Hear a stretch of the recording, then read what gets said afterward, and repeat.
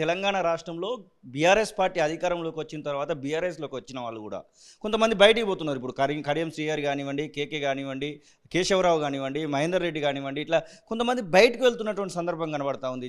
ఇక్కడ ఉన్నటువంటి ఎంపీ చెవేళ్ళ ఎంపీగా ఉన్నటువంటి రంజిత్ రెడ్డి కానివ్వండి, వీళ్ళందరూ అసలు ఎందుకు వచ్చినట్టు ఎందుకు పోతున్నట్టుగా అలాంటి వాళ్ళ గురించి ఎప్పుడైనా ప్రశ్న వేశారా మీరు? మీలోనే సమాధానం ఉంది. ఎట్లా వచ్చిన వాళ్ళు అట్లా పోతారు. ఎట్లా మేము పునాది రాళ్ళం కదులుతున్నాయి, ఇప్పుడు పార్టీ పునాదులు కదిలినాయి. ఇప్పుడు ఆలోచించుకోండి. సరే మేము పోయినాం, ఒక బొంతు రామ్మోహన్ పోయిండు, ఒక శోభన్ రెడ్డి పోయిండు, ఇవాళ ఒక బాబా ఫసియుద్దీన్ పోయిండు, చిన్న యువకుడు కాజు బ్రహ్మానంద రెడ్డి విగ్రహానికి పాపం ఆయిల్ రుద్దితే పోలీసులు తీసుకుపోయి కొడితే ఈరోజు మాలాంటి వాళ్ళందరం కదులుతున్నాయి, పునాదులు కదులుతూ ఉన్నాయి. తెలంగాణ రాష్ట్ర సమితి, భారత రాష్ట్ర సమితి పునాది నువ్వు కదిలిచ్చినావు, పేరు మార్చి ఇవాళ మాలాంటి ఉద్యమకారులను కూడా పునాది కదిలిపోయింది. మా ఆలన పాలన పట్టించుకోక అంత కదిలిపోయింది. బీఆర్ఎస్ పార్టీ నిట్ట నిలువున కూలిపోతూ ఉంది.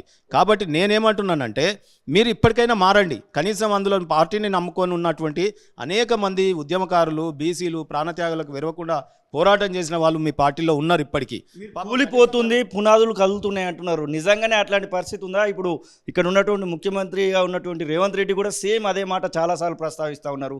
బీజేపీ పార్టీ వాళ్ళు కూడా చాలాసార్లు అదే మాట ప్రస్తావిస్తూ ఉన్నారు. నిజంగానే ఇంకొంతమంది బయటికి రావడానికి చూస్తున్నారా బీఆర్ఎస్ పార్టీ నుంచి ఇతర పార్టీల్లోకి?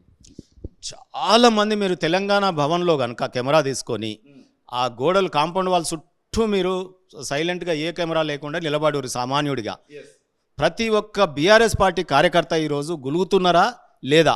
అది మా వర్కింగ్ ప్రెసిడెంట్ దాకా తెలిసింది కదా. గుల్గుడు గుద్దుడే అని ఎన్నికల ప్రచారం చేసిరు. గులిగిరు కానీ గుద్దలేదు, అయిపోయా పార్టీ కూలిపోయా. ఎవరైనా గులిగేటోడు గుద్దుతాడని ఎట్లా నమ్మిండు ఆయన? అరే ఎందుకు గులుగుతున్నారు రాబోయ్ అని చెప్పి ఆయన పార్టీని ప్రక్షాళన చేసి వెంటనే దాని చర్యలు తీసుకుంటే ఇవాళ గులిగినోళ్ళు గుద్దుతుండే కదా. సో ఆ రకమైనటువంటి ఎక్కడో వారు మీద హైప్లనే, అంటే ఈ మొత్తం బుల్డోజింగ్ చేసి ఏందో యుద్ధం చేస్తున్నట్టు. ఆ కాలేజీలలో ఇంటర్మీడియట్లను 10th ఎలక్షన్స్ ఉంటుండే విద్యార్థి సంఘాలలో తెలిసి తెలియని వయసులో అట్లా చేస్తున్నట్టు వీళ్ళు ఒక రాజకీయ పార్టీని నడిపిరు. కానీ ప్రజలు అన్ని నిశ్చితంగా గమనిస్తారు అనేది వీళ్ళు. ఇదంతా బాగానే ఉంది. బీఆర్ఎస్ బీజేపీ ఒకటే అనేటువంటి విషయాన్ని కాంగ్రెస్ పార్టీ బలంగా ప్రజల్లోకి తీసుకెళ్లేటువంటి ప్రయత్నం చేస్తుంది.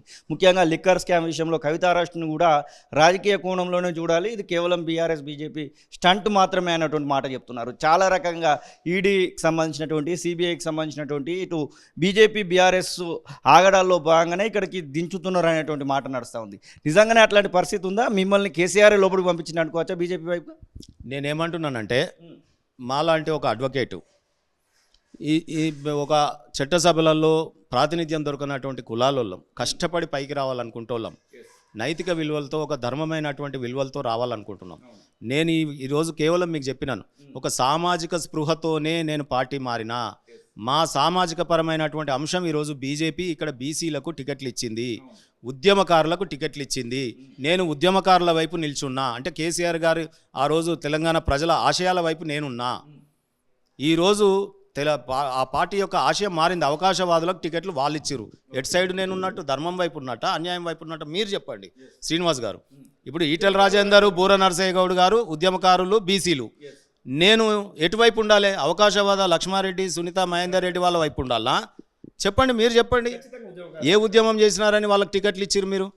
భువనగిరిలో కూడా అదే పరిస్థితి కదా, ఉద్యమకారుల వాళ్ళు ఏమన్నా. సో నేనేమంటున్నానంటే నేను ఈరోజు ఉద్యమకారుల వైపు ఉన్నా, నేను ఈరోజు బీసీల వైపు ఉన్నా, సామాజిక స్పృహతో పనిచేస్తున్నా.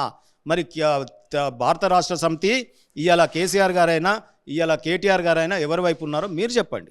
అవకాశవాదుల వైపు ఉన్నారు, పెట్టుబడిదారుల వైపు ఉన్నారు. ఇవాళ ఎవడో వచ్చి పారాషూట్ లాగా ఎంపీలు, ఎమ్మెల్యేలు, మంత్రులు అయిపోతున్నారు. అది మీరే చెప్తారు కదా.